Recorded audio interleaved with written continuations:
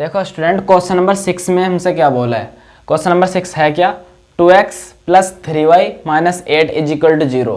इस क्वेश्चन में हमसे बोला है ये जो रेखिक समीकरण है, इस रेखिक समीकरण का हमें एक ऐसा युग्म बनाना है जो इस रेखा के समांतर जाए तथा इस रेखा को प्रतिच्छेदित करके जाए तथा इस रेखा के संपाती जाए। हमें देखो करना क्या होता है ऐसे क्वेश्चन में, बहुत इंपॉर्टेंट क्वेश्चन है। देखो सबसे पहले ना कंडीशन लगानी होती है हमें। कंडीशन मतलब कैसी कि अगर ये प्रतिच्छेदित करेंगे तो कंडीशन क्या होगी। देखो सॉल्यूशन में देखो, प्रतिच्छेदित रेखा के लिए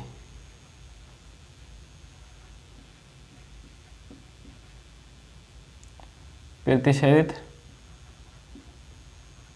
रेखाओं के लिए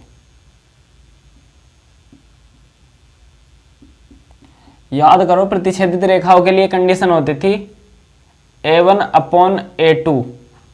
क्या होती थी? a1/a2 is not equal b1/b2। ये कंडीशन हमारे प्रतिच्छेदित रेखाओं के लिए होती थी। और यहाँ a1 a2 b1 b2 क्या होता था? a1 होता था फर्स्ट इक्वेशन में x का गुणांक, a2 होता था फर्स्ट सेकंड इक्वेशन में x का गुणांक, b1 क्या होता था? फर्स्ट इक्वेशन में y का गुणांक, और b2 सेकंड इक्वेशन में y का गुणांक। अब देखो इस कंडीशन के अकॉर्डिंग हम क्या कह सकते हैं? अतः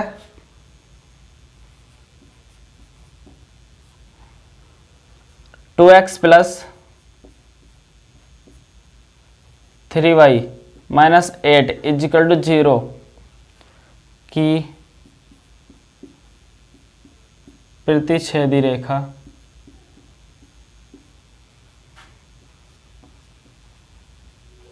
देखो, इसकी प्रतिच्छेदी रेखा बनाने के लिए हमें इस कंडीशन पे ध्यान रखना पड़ेगा। और इस कंडीशन पे ध्यान रखने के लिए देखो यहाँ पे है 2x, सही है। तो हमें अगर मैं यहाँ पे देखना 2x मैंने ले लिया तो a1/a2 कितना आ गया? a1 भी 2 a2 भी 2, कट करके कितना आया? 1। चलो तो अब की बार b1/b2 1 नहीं आना चाहिए। तो b1/b2 1 नहीं आना चाहिए, मैंने यहाँ पे 4 ले लिया, 4y माइनस के 5 इज इक्वल टू 0। अब देखो a1/a2 कितना आ रहा है? 2/2, 1 आ गया ना, 2/2। और b1/b2 कितना आ रहा? 3/4। मतलब a1/a2 does not equal b1/b2। और देखो c1/c2 की तो यहाँ पर कोई बात ही नहीं होती। तो यहाँ पर देखो ये जो इक्वेशन है ना, ये इस कंडीशन को फुलफिल कर रहा है। तब हम क्या कह सकते हैं? अतः 2x प्लस 3y माइनस का 8 इज इक्वल टू 0 की प्रतिच्छेदित रेखा ये है। सही है। अब आपके माइंड में एक क्वेश्चन चल रहा होगा, क्या सिर्फ ये ही प्रतिच्छेदित रेखा हो सकती है इसकी? जी नहीं, इस रेखा की प्रतिच्छेदित रेखाएं अनंत हो सकती हैं। देखो ये कंडीशन होनी चाहिए, और इस कंडीशन पे तो इस रेखा की प्रतिच्छेदित रेखा बहुत सारी बन सकती हैं। देखो 2x plus 7y minus 3 is equal to 0, ये भी रेखा देखो प्रतिच्छेदित रेखा इसकी। a1/a2 कितने जा रहा है? 2/2 एक, और देखो 3/7 अलग अलग आ गया ना a1/a2, और b1/b2 चेंज आ गया, मतलब सेम नहीं आ रहा है। अगर अनुपात सेम नहीं आ रहा है तो ऐसी रेखा आपस में प्रतिच्छेद करती हैं जिसमें a1/a2 तथा b1/b2 का अनुपात समान नहीं आता। तो ऐसी रेखा हम अनंत लिख सकते हैं, बट हमें सिर्फ एक लिखना था। क्लियर हुआ है? अब देखो सेकंड वाले को देख लेते हैं। सेकंड वाले में अब की बात समांतर रेखा पूछा है, सही है। अब समांतर रेखा की कंडीशन को याद करते हैं। समांतर रेखा की कंडीशन होती थी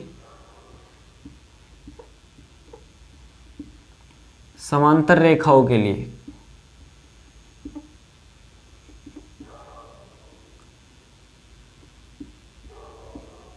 देखो, समांतर रेखाओं के लिए क्या कंडीशन होती थी कि a1/a2 दोनों इक्वेशंस में x के गुणांक बराबर होने चाहिए दोनों इक्वेशंस में y के गुणांक के। क्लियर है?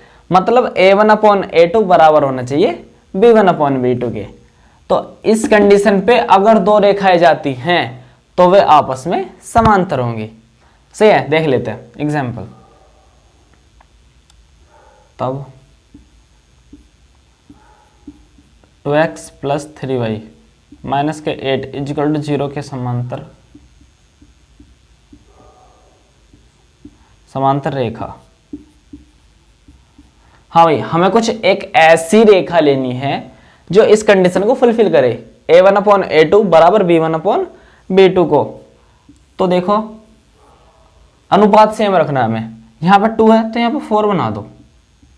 सही है, अब देखो a1/a2 कितना हुआ 2/4, 1/2। देखो 2/4, 1/2। 2 को जब हम 4 से डिवाइड करेंगे तो 2 एकम 2, 2 दूनी 4, कितना है 1/2। a1/a2 फर्स्ट इक्वेशन जो दी है उसमें जो x का गुणांक है उसको हम a1 की तरह लेंगे, और जो दूसरी इक्वेशन में उसमें x का गुणांक हम a2 की तरह लेंगे, प्लस। अब देखो हमें इस बात पर ध्यान रखना है कि अगर a1/a2 1/2 आया है तो b1/b2 भी 1/2 आना चाहिए। तो ये कितना आएगा 6y। अब देखो a1/a2 कितना था 1/2, और b1/b2 भी कितना आएगा 3/6, मतलब 1/2। क्लियर। और व्हाट अबाउट c तो कुछ भी रख दो तुम, c तो यहाँ पे बात ही नहीं हुई इसकी, तो c को 2 रख दो, क्या फर्क पड़ रहा है। 8/2 4 आ गया, हमें क्या फर्क पड़ रहा है उससे, हमें तो a1/a2 बराबर होना चाहिए b1/b2 के। देखो इसमें भी सेम वही बात है, यहाँ पर समांतर रेखा भी अनंत समांतर रेखा जा सकती है जो इस इक्वेशन के समांतर जाएंगे, बट कंडीशन ये होनी चाहिए कि a1/a2 हमेशा बराबर होना चाहिए b1/b2 के। दोनों समीकरणों में x के गुणांक का अनुपात दोनों समीकरणों में y के गुणांक के अनुपात के बराबर होना चाहिए। अब देखते हैं समपाती रेखाओं के लिए। तो समपाती रेखाओं के लिए देख लेते हैं।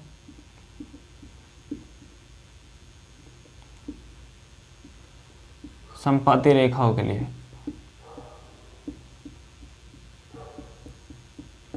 देखो, समपाती रेखाओं के लिए क्या होता है, आपको मैंने बताया था कि a1/a2 यहाँ पे बराबर होता है b1/b2 के, और सारा ही बराबर होता है c1/c2 के।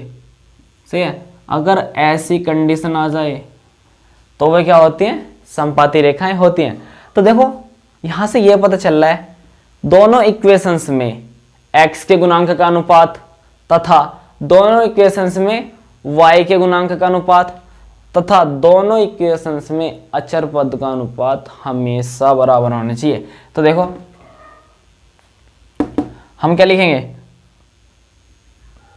तब 2x plus 3y minus 8 is equal to 0 की समपाती रेखाएं की समपाती रेखा। देखो यहां पे 2 है तो यहां पर 4 कर दो, 4x। सही है, और अब देखो a1/a2 कितना आया 2/4, कितना है 1/2, प्लस 3 तो ऐसा 6 बना दो, 3/6 3/6, फिर से 1/2। यहाँ पे माइनस के 8 है तो यहाँ पे माइनस के 16 कर दो, बराबर में 0। माइनस के 8 बटे माइनस के 16, माइनस से माइनस कटा, 8 है कमा 8, 8 दूनी 16। दोनों इक्वेशंस में a1/a2 b1/b2 तथा c1/c2 1/2 ही आ रहा है, मतलब ये कंडीशन फुलफिल हो पा रही है। तो यहां से हमें पता चलता है कि 2x प्लस 3y माइनस 8 और 4x प्लस 6y माइनस के 16 बराबर 0 आपस में समपाती रेखाएं होंगी, क्योंकि इनमें x के गुणांक का अनुपात जितना है उतना ही y के गुणांक का अनुपात है तथा उतना ही c के गुणांक का अनुपात है। आप इस क्वेश्चन को अच्छे से नोट कर लीजिए, एक बार और समझ लीजिए इसको अच्छे से, क्योंकि ये क्वेश्चन बहुत ज्यादा इंपॉर्टेंट है। मैं आपको नेक्स्ट क्वेश्चन बताता हूँ, क्वेश्चन नंबर 7। देखना स्टूडेंट, इस एक्सरसाइज 3.2 का सबसे ज्यादा इंपॉर्टेंट, सबसे ज्यादा बेहतरीन क्वेश्चन है ये, क्वेश्चन नंबर 7।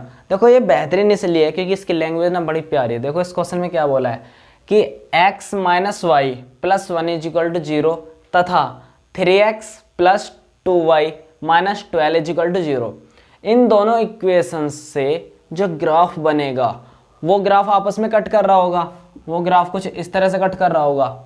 उस ग्राफ का x अक्ष के साथ, सही है, x अक्ष के साथ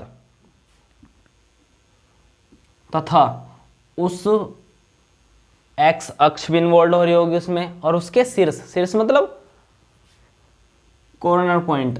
शीर्ष क्या होते हैं? ऐसे कोई त्रिभुज बन रहा है, उसके जो ये कॉर्नर पॉइंट्स होते हैं उनको क्या बोलते हैं? शीर्ष बोलते हैं। जो कोने पर जो बिंदु आते हैं x के और y के, उनको हम शीर्ष कहते हैं। तो देखो इस क्वेश्चन में हमसे बोला गया है इन दोनों रेखाओं के जो ग्राफ बनेंगे, सही है, वे प्रतिच्छेदित होंगे, और वे प्रतिच्छेदित होने के बाद में x अक्ष के साथ में एक ट्रायंगल फॉर्म करेंगे, मतलब एक त्रिभुज बनाएंगे। तो उस त्रिभुज के हमें तीनों शीर्ष बताने हैं तथा उस त्रिभुज को बनने के बाद में हमें छायांकित करना है, शेडेड करना होगा। तो देखो इस क्वेश्चन को स्टार्ट करते हैं। ये तो मैंने आपको रफली बताया कि इस क्वेश्चन में हम करेंगे क्या, सही है। ये मैंने मिटा दिया इसको थोड़ा सा। देखो हमें सबसे पहले क्या करना होता है? सबसे पहले इन दोनों इक्वेशंस के हमें ग्राफ बना लेने होते हैं। तो ग्राफ बनाने के लिए मैंने आपको सबसे इजी ट्रिक बताई थी, वो ये था कि बॉक्स बना लो, सही है, बॉक्स बना लेने हमें। 3 बॉक्स बना लो छोटे छोटे से, और उन तीनों बॉक्स को हमें क्या करना है? 6 बॉक्स में डिवाइड कर देना है। देखो तो मैंने फिर यहाँ पे छोटे छोटे 3 बॉक्स बना करके उसको डिवाइड कर दिया। अब देखो यहाँ से वारी वारी से x की वैल्यू और y की वैल्यू निकाल लेनी है। देखो कि निकालनी कैसे है? x की वैल्यू 0 रखो। अगर मैं यहाँ पे x की वैल्यू 0 रख दूँ तो माइनस के y plus 1 is equal to 0। तो यहाँ से सोचो y की वैल्यू कितनी बचेगी? 1 इज इक्वल टू y। तो y की वैल्यू तो फिर 1 आ गई, क्लियर है। अगर मैं यहाँ पे x की वैल्यू 0 रख दूँ तो माइनस के y plus 1 is equal to 0। Minus के y उधर गया तो प्लस के y, तो y की वैल्यू प्लस 1। जब x की वैल्यू 0 थी तो y की वैल्यू प्लस 1 थी। अब देखो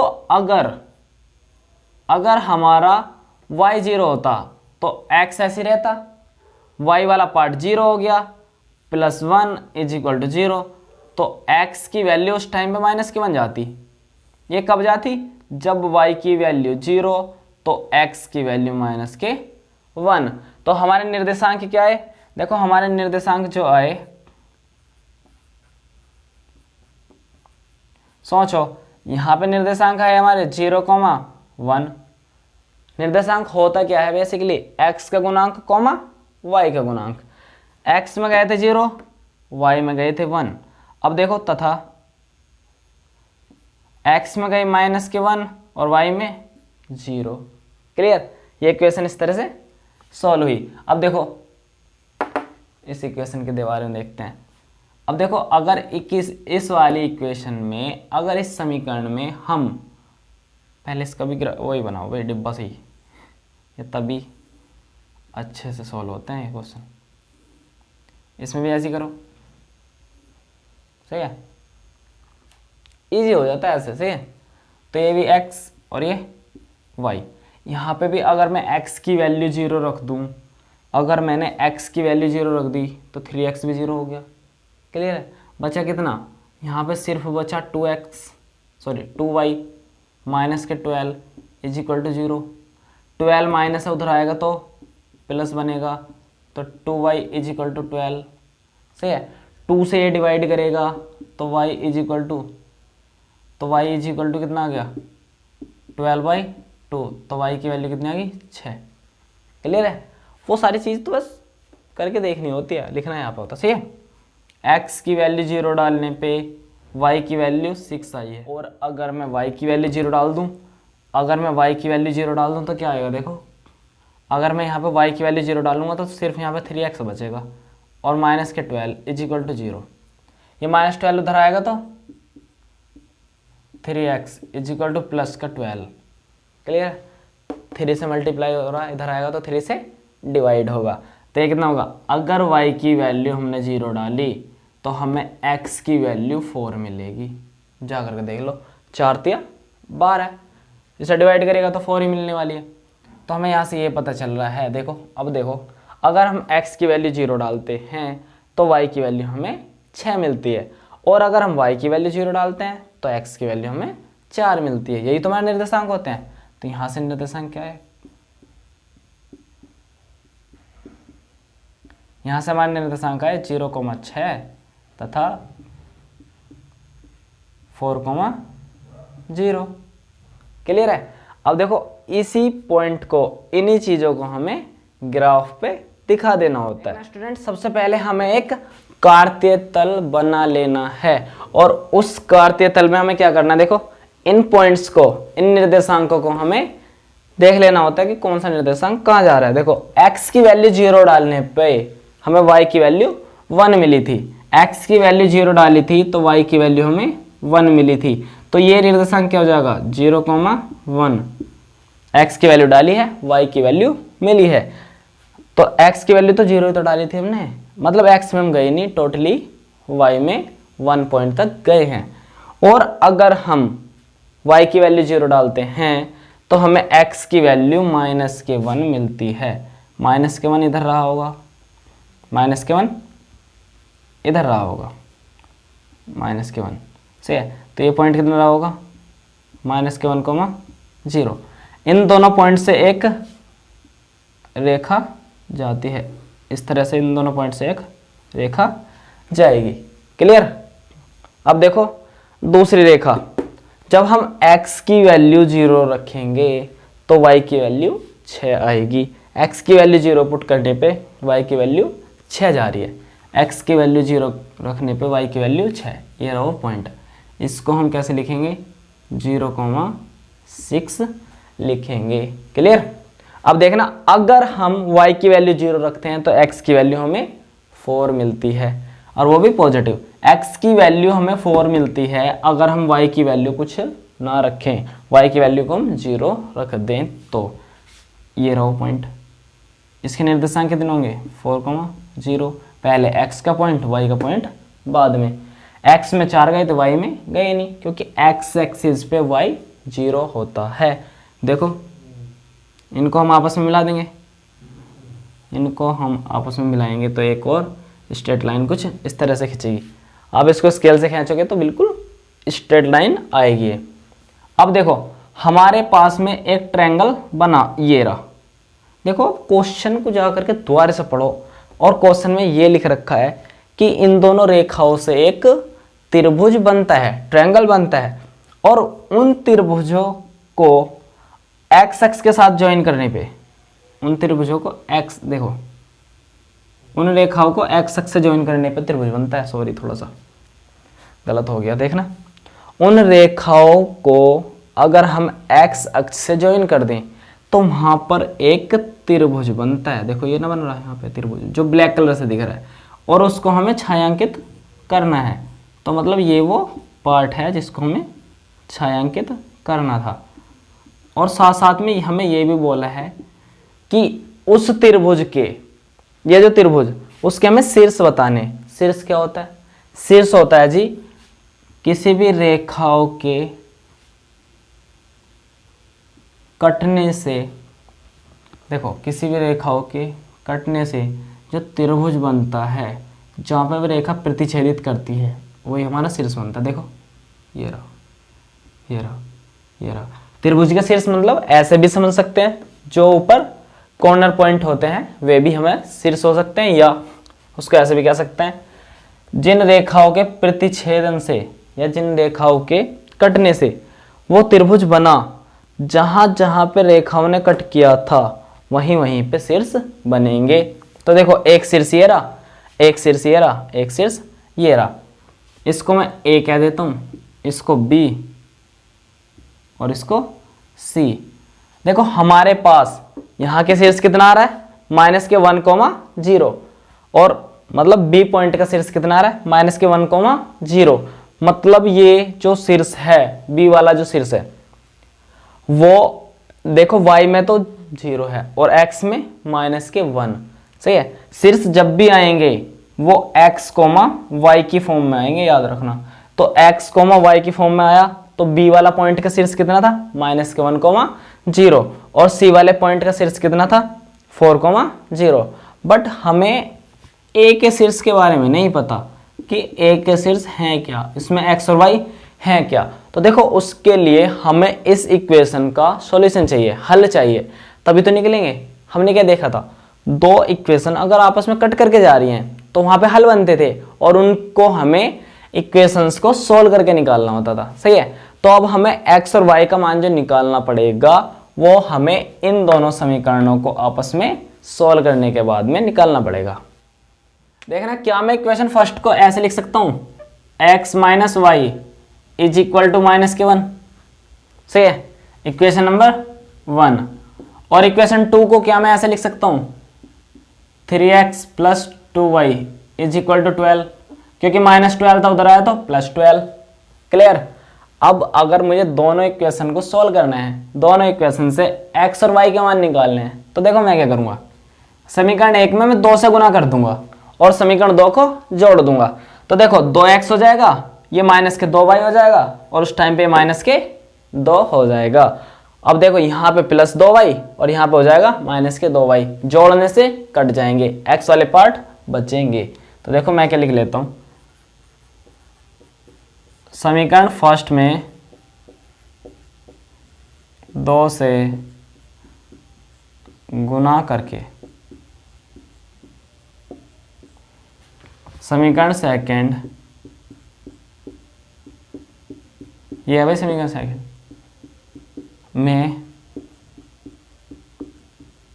जोड़ने पर, तो देखो ये कितना हो जाएगा, समीकरण फर्स्ट में 2 से गुना तो कर लो पहले, देखो 2x माइनस के 2y इज इक्वल टू -2। पूरी समीकरण फर्स्ट में मैंने 2 से मल्टीप्लाई कर दी, x था तो 2x हो गया, माइनस का y था तो -2y, -1 था तो -2। अब देखो इस इक्वेशन को जोड़ना है इसमें, तो इसके नीचे ही रख दो, ये बेस्ट तरीका है। 3x प्लस के 2y इज इक्वल टू 12। अब इनको जोड़ना है हमें, तो जोड़ने पे कट गया, -2y प्लस के 2y कट गया। अब देखो 2x और 3x तो कितना आ गया, 5x is equal to -2 plus के 12 तो कितना आ गया, 10। तो यहां से x की वैल्यू कितनी आ गई, 10/5, 2, 10/5 तो कितना आ गया, 2। अब इसका मान अगर मैं समीकरण 1 में रख दूं, देखना x का मान समीकरण 1 में रख दो, और समीकरण 1 थी क्या, x minus y is equal to -1। तो x की वैल्यू क्या रखनी है यहाँ से, 2 minus y is equal to -1। ये देखना -1 इधर आएगा तो कितना बनाएगा, माइनस इधर आएगा तो प्लस बनाएगा ना, और 2 और 1 3, और माइनस का y है उधर आएगा तो प्लस का y, तो y का मान कितना आया, 3। देखो हमें यहाँ से ये पता चल रहा है, ये जो ट्रायंगल अंदर शेडेड हो रहा है, छायांकित हो रहा है, इस ट्रायंगल के 3 शीर्ष हैं। कौन कौन से, शीर्ष A ऊपर वाला, शीर्ष B लेफ्ट हैंड वाला, और शीर्ष C सीधे हाथ वाला राइट हैंड वाला। देखना अब शीर्ष A के निर्देशांक क्या हैं, x, y, और x, y के मान क्या आए हैं, x का मान आया है 2 और y का मान कितना आया है, 3। और B के निर्देशांक कितने हैं, -1, 0, -1, 0, और C के निर्देशांक कितने, 4, 0। हमसे यही तो पूछा था। सबसे पहली बात तो उस त्रिभुज को x अक्ष के साथ में बनाओ, सही है, दो रेखाएं कटेंगे तो भाई दो रेखा कट करेंगी तो वे क्या त्रिभुज बना सकती हैं, त्रिभुज तो तब बनेगा जब 3 रेखा हो। तो 2 तो ये रेखा दी हुई थी, ये जो दोनों रेखा दी थी, तथा एक x अक्ष, तो तीनों ने मिलकर के एक त्रिभुज बना लिया। उन त्रिभुजों से इन दोनों रेखाओं ने जो काटा है वहां पे एक शीर्ष बनना होगा, जहां पे x अक्ष ने और रेखा, ये कौन सी रेखा थी, ये देखना, ये इस रेखा का नाम था x minus y is equal to 1, -1। और ये कौन सी रेखा थी, ये थी 3x प्लस 2y माइनस का 12 इजिकल टू 0। सही है, इन दोनों रेखाओं ने कट करा था यहाँ पे x, y पे, वो पॉइंट निकल गया 2,3। और साइड में x अक्ष के साथ इस रेखा x माइनस वाई बराबर माइनस के 1 ने कट किया था माइनस के 1, 0 पे, तो एक शीर्ष बना था b माइनस के 1, 0। और तीसरा शीर्ष जब 3x प्लस 2y माइनस के 12 बराबर 0 ने x अक्ष के साथ कट किया था, तब क्या बना था 4, 0 बना था। तो इस तरह से हमारे तीनों शीर्ष आ जाते हैं। देखो ये क्वेश्चन इतना इंपॉर्टेंट है, आप इसको एक बार और देख लीजिए। सही है, आपको अच्छे से समझ में आना चाहिए। देखो अगर मैं इसको यहाँ से हटा करके दिखाना चाहूँ ना आपको, तो वो पूरा का पूरा आपको नहीं हटाना है। सही है, तो वो कुछ ये बात करना चाह रहा था कि वो छायांकित करो उसको। मैं तो बस आपको ये दिखाना चाह रहा हूँ कि वो कहना क्या चाह रहे थे। सही है, उनका कहना यह था कि छायांकित करने के बाद में यहाँ पे x और y का मान कितना आया 2,3, और यहाँ पे देखना ये निर्देशांक आया था माइनस के 1,0 और ये निर्देशांक था 4,0। सही है, देखो यही था वो चीज़, ये था a, ये था b और ये था c। देखो ये तो दोनों इक्वेशंस थी जिनका हमें ग्राफ बना था, और वो नीचे वाला x अक्ष था। x अक्ष दोनों इक्वेशन ने मिलकर के क्या बनाया था, एक त्रिभुज, जिसके शीर्ष थे 2,3 माइनस के 1,0 तथा 4,0 थे। आप इसको नोट कर लीजिए बहुत अच्छे से।